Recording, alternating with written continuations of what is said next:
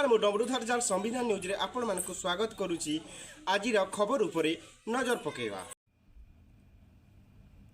आईली गाँवर जोरपड़ाठारे विश्वरत्न बाबा साहेब आंबेडकर जयंती बहु धूमधाम रे पालित।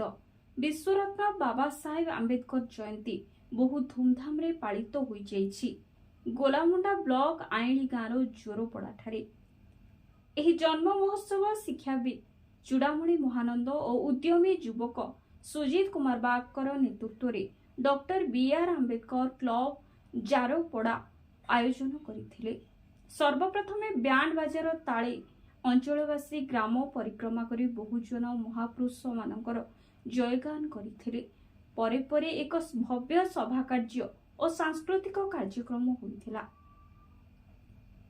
एही सभारे All India Schedule Caste Federation सभापति विजय कुमार महानंद, फुले पाठशाला प्रतिष्ठाता पथर्व बाग, शिक्षाविद मानस साहू मुख्य अतिथि भावे जोग देइथिले।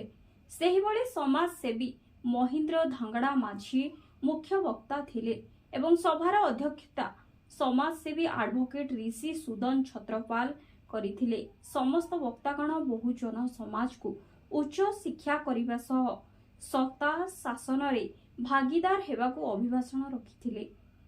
उक्त सभा को जितेंद्र बाग परिचालना करिथिबा बेले गोलार तांडी सभा सांग करिथिले एवं अंचलर युवक महिला भद्र व्यक्ति माने कार्यक्रम सफल हेबारे सहयोग करिथिले। तेणु एही सभारे बहु संख्यार एससी एसटी ओबीसी वर्गर लोक माने जोग देइथिबा जानिबाकू मिलुछि। ब्यूरो रिपोर्ट संविधान न्यूज।